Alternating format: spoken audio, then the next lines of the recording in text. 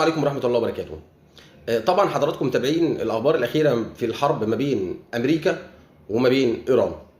مؤخرا الرئيس الأمريكي عطى 3 مهل للدولة الإيرانية، وهنا في ناس طبعا شايفة إن ده تراجع من الولايات المتحدة، لكن إحنا هنحاول نشرح مع حضراتكم الصورة بشكل أوضح شوية. مبدئيا الرئيس الأمريكي أول مرة قال 48 ساعة. وليه 48 ساعة وليه المدة قصيرة جدا؟ لأن الدولة الإيرانية كانت رافضة أصلا مبدأ التفاوض. لما الرئيس الأمريكي قال 48 ساعة وهضرب محطات الطاقة في إيران، بدأت مصر وباكستان وتركيا يتحركوا، وقدرت مصر تصل للحرس الثوري الإيراني وتجيب منه موافقة مبدئية على مبدأ التفاوض. دي كانت أول 48 ساعة.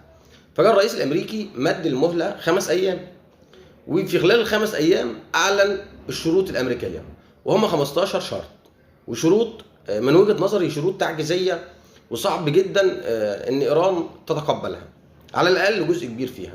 يعني من ضمن الشروط إن هو عايز ياخد اليورانيوم المخصب في إيران، وهو طبعا ال 400 كيلو يورانيوم، وده أمر صعب جدا. يعني إيران من سنة 79 وهي عليها عقوبات وفي مشاكل اقتصادية بسبب ان هي بتعمل البرنامج النووي.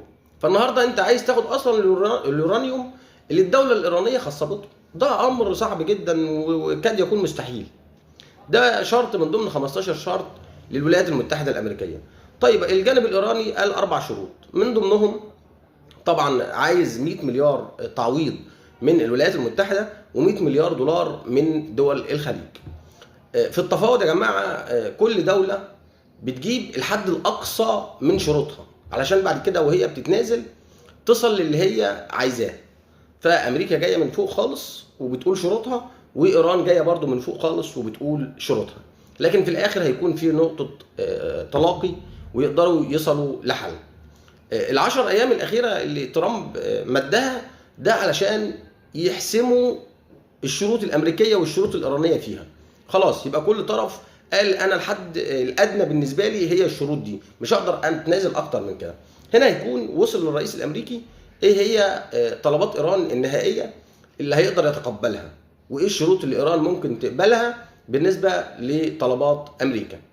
انا عايز بس يا جماعه الناس اللي بتقول ايران بتكسب الحرب بصوا وتجولوا بعينيكم المنطقه حصل فيها ايه. مبدئيا ايران اتضرب لها 600 مدرسه. حضرتك متخيل الرقم؟ 600 مدرسه، 1000 طالب ومدرس للاسف توفوا. ايران فيها 20,000 مصاب. ايران اتضرب لها